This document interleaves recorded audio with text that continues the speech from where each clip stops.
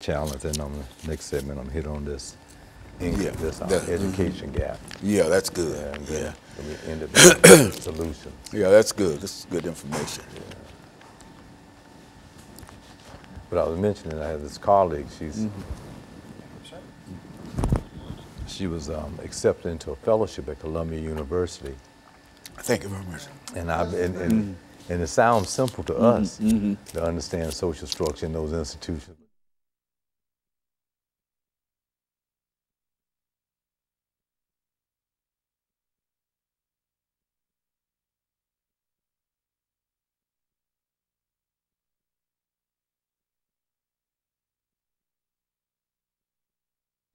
Thank you, and welcome back to the second segment of the show for today.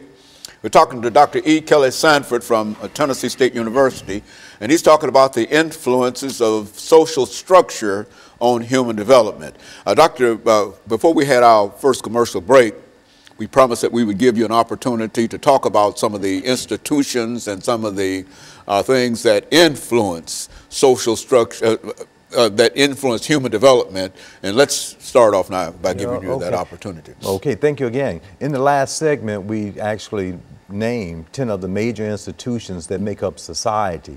And I think the listening audience or us can always give some thought, but just kind of contextualize the fact that there are those institutions and how we are indeed from birth to where we are right now and going forth very much impacted. For instance, at any given time, we are government/politics influenced. At any time, when we think of the institution of medicine, how we are indeed influenced. If you just think about the institution of the military, we take for granted in many instances that we drive, walk, go wherever we want to go and feel free. So these things influence the society in which we live in. But I want us, given those 10 major institutions, to now look at human development. And I would like to cite Dr. Jean Piaget. He has these 4 cognitive development stages. And I want us to give some thought to the institutions and how where we are socially located end up impacting our cognitive development. His first developmental stage he refers to as the sensory motor stage, and that's from birth to age 2. And I would like to take it a little further from a theoretical point of view for the listening audience to challenge us with some of the problems we have, and even during the conception of 9 months of pregnancy leading to birth are very important for us to eat healthy, to exercise correctly, to see the physical physicians and making appointments, and doing everything that's appropriate during that time for a good, healthy birth. But he indicates that there's something that's going on with the human development even during that sensory motor stage. Now, we need to understand just the senses, and after birth, that those are the things that influence a particular child. So the challenge is, how can we then make a very nurturing environment from birth through the age 2 that a child can learn and develop? And those institutions, the family, having medication, religion, any of them that you can think of will indicate to us that there is some influence going on during that first sensory motor stage. I try to share that we don't need to whip or spank during birth to age 2 because we're dealing primarily with the senses. So many people think that when they tell a little child from birth to 2 to stop doing something that they understand to stop doing and they want to spank them. But they don't. They're just relating to their senses over and over again. You should have that stimulated. So the second developmental stage is referred to as the pre-operational stage. That's from 2 to this large range of age of 7. At this particular time, kids can start to understand our influence by what is in their surroundings. They can start understanding colors. When people start reading Dr. Seuss, they can stories to them. They can start identifying with mom, dad, and others at this particular cognitive developmental stage. We're thinking about reasoning at this point, nothing else but reasoning. And that's a long developmental stage. So to the degree that we understand the influences of social structure, we can do that in a very positive way, say leading into preparation for kindergarten and elementary school. The third operational cognitive developmental stage is that of the concrete. And that goes from 7 to roughly 12 years old. This is where kids can add, multiply, subtract, divide. They understand issues of cause and effect to a certain degree. And during this particular concrete developmental stage, they know right from wrong. They know not to run out into the street if a car is coming. In those early developmental stages, they do not understand those things. The last one is that it's called the formal operational stage at the age of 12 throughout adulthood to where we are and ongoing right now. This says that we have the ability in our cognitive development, our minds, our reasoning ability to be able to think abstractly, to understand a theory, to be able to discuss things and understand the consequences of them, to have cause-effect type of understanding. If I do well in school, I can then be able to prepare myself to go to law school, to graduate school, or to work and to work effectively. That I put this amount of effort in and I can have that outcome. So now, why am I bringing all of this up? I'm trying to link it back to the influence of social structure, thinking if families understood this, then they can place a strong emphasis on the sensory motor stage from birth to age 2 in a different way to try to close an educational gap. If there are certain differences that I'm hoping to get to in the next segment of those gaps that are out there, I'm theorizing very strongly for listening audience that from 0 to 2 is a very important time to do a lot of reading to your child, exposing them to positive effects, allowing them to be able to explore and doing those things in a very positive way at that particular sensory motor from birth to age 2 that leads into 7 to 12. And so in a real sense, Dr. Sanford, all of these things, these are human developments, Yes. which is to say that no matter where humanity might be, that these are the situations that sociologists have said that all humankind in a real sense respond to those developments, those stages that you're talking about. Is that what we're saying here? That's exactly what we are saying. And that these stages of human development is just so important. And I will reiterate it a little bit later, but the reason I'm stressing so strong the social structure, because we look at the institution of economics, where we are socially located at birth, we call that ascribed status. But as we have opportunities to go into school and work very hard, we can achieve certain levels of occupational opportunities and success in life. But if we understand that model that I've just laid out with Piaget and spend time in reading, we can close the gaps in not doing well in school. But if we don't do those things and don't understand it, then we have a tendency to find in kindergarten, and by the time we take the first standardized test, the scores are still low. And so in a real sense, Dr. Sanford, we've got 45 seconds before the end of this period. But what you're saying here is that the idea that we should provide some kind of information, education, and et cetera, in the preschool area is very, very important in terms of helping to enhance, in a real sense, the development of our children in those areas. Absolutely. Preschool is not something just for nursery. That's right. It's important in terms of how things develop. Absolutely. Okay, and what we'll do, we'll take this first commercial break, and we'll be back with our audience following this very, very short commercial break.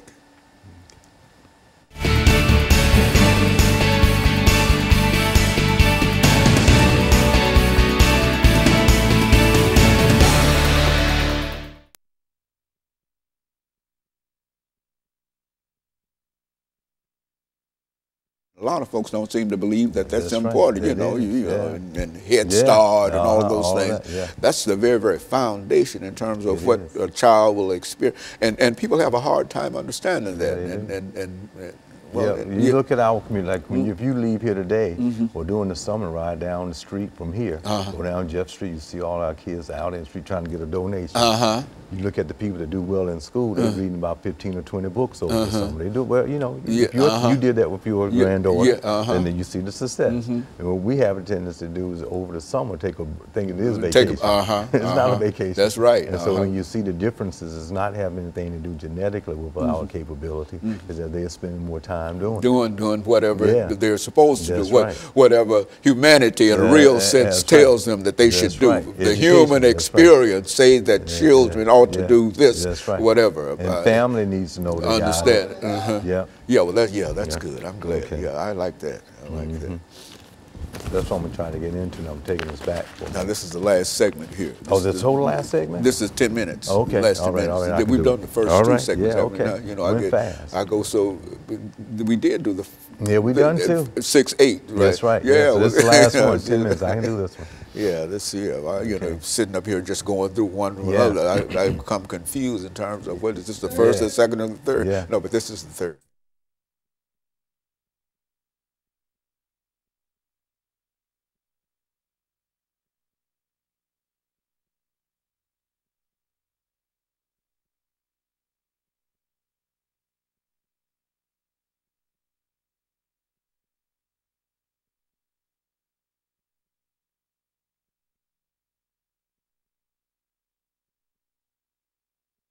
Thank you and welcome back to the final segment of the show for today. We're talking to Dr. EKSanford from Tennessee State University, and he's giving us some information in reference to the influence of social structure on human development. And Dr. Sanford, as we said earlier, it seems like such a very esoteric kind of topic, you see, a sociological kind of topic, but essentially I think the way you're laying out the information here is that this is real basic kind of information. If our audience can understand that information and apply it, they will be able to not only improve their own lives, but the lives of others as well. Let's do it from that perspective. Okay, and thanks again. And you're so right. Just to recap, social structure influences human development, and I've laid out Piaget's 4 cognitive development stages. And now what I would like to try to do is to share some information as to prior to 1960, very little studies was done on the educational gap. As we may very well know, there are a lot of thinking about social structure, how it was formulated here in America with 244 years of enslavement, 81 years of Jim Crow laws that led into 1896 with Plessy versus Ferguson that brought about things that were totally segregated. And that was the law of the land. And if you think about millions of people born into that social structure, torn up families, torn up economics, things totally inequitable and unfair, leading into the 1954 Brown versus Board of Education. How would you then make a comparison between the educational gap of those that the social structure was not that way and inequitable throughout their entire lives, generation from generation, in comparison to other ethnic groups, and African Americans in particular, that had to experience it. So prior to 1960, there was very little research, but Dr. James S. Coleman in 1966 did a classic study on looking at the educational gap between African Americans and European Americans. And now what I'm suggesting here today, looking at social structure, it was set up in America where there was a lot of inequalities that existed. Poverty, having laws that did not allow a particular ethnic group to have equal access to education. So what he found in the study was simply this, that one, there was a big educational gap between African Americans and European Americans. 2, he found that the resources that were involved in school systems, because things were segregated, certainly made a difference. He also found that socioeconomic status, if there were African Americans and other ethnic groups that had financial and educational, social structural types of influences early in their life, regardless of the situations of segregation, their children paired and did fairly well. So socioeconomic status made a difference. And then the last was indeed the notion that if families were successful and were present, their children had an opportunity to be successful as well. However, when you look at that study or that gap and you fast forward to today, the gap is still there. Educationally and looking at standardized tests, high dropout rates for African American males and not finishing high school, success in college. So we still have the social structural type of a problem that is so systemic. It's ingrained in the very social structure of society or the institutions of our society. So what I'm trying to suggest in laying out social structures, understanding that for generations, if culture is something that is passed down from one generation to the next generation to the next generation, well, what has happened to the family when it was destroyed within one ethnic group, African Americans? What would happen when laws were put out for education was not equitable? What happens when you had to work for hundreds of years for nothing, so you didn't have an economic stability? in comparison to others. So now when you fast forward to the present, some of those same circumstances still are present within our societal social system today that still bring about that gap. So while many might feel that if we, as President Obama has done, he saw this as a problem, I'm sure, when he tried to make it a national issue of letting everybody have an equal access to kindergarten through the first grade to look at that first, third grade test. But what I'm proposing today is to suggest that, according to Piaget, we have to inform the institution of families that they must be very aware that in that first developmental, cognitive developmental stage of the sensory motor stage, from birth to age 2, emphasis must be placed on the senses, reading to them, making sure they live in a secure environment, that you're engaging them in a very positive way with positive reinforcement and not spankings. As they develop through that from then 2 to 7 and then enter the first grade with this type of access. Programs that are out there during the summer that you're engaging with them over that little short period of time in educational opportunities. There are programs that families can get them involved in, from Head Start, if you can afford it, to get them into camps or church, the institution of religion. Churches involved in this issue of that gap. Families are making sure that their children are getting involved into educational or camps during the summer. Not sports camps, nothing wrong with that, but educational camps. We're trying to close this gap on that third grade test. How can you do that? We have to understand that we need to do something early and prepare for kindergarten as we get into first, second, and third grade. And the next time they take the test, to take an SAT or ACT to then go on to college. Because that gap, as it was in the 60s, is still very present, if not the same, probably worse today than then.